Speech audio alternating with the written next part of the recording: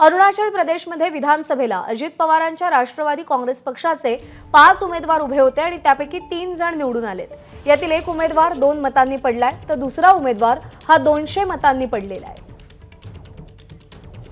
निलेश बुधावले आपले प्रतिनिधी सध्या आपल्या सोबत आहेत। निलेश, अरुणाचल प्रदेशमध्ये राष्ट्रवादीचे 3 उमेदवार निवडून आलेत, काय अपडेट्स आहेत? कोण आहेत हे उमेदवार?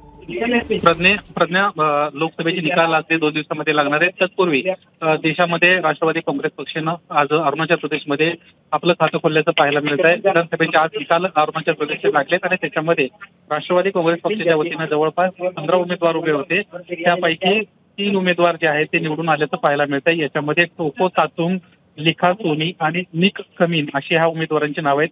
तर 2 असे उमेदवार आहेत ते अगदी थोडक्या मतानं पडल्याचं पाहायला मिळत आहे। एक उमेदवार असा आहे ज्याला 2 मतं कमी पडलेली आहेत, तर दुसरा उमेदवार असा आहे ज्याला 200 मतं पडलेली आहेत। त्यामुळं हा राष्ट्रवादी काँग्रेस पक्षासाठी ही एक अतिशय आनंदाची बातमी म्हणावी लागेल।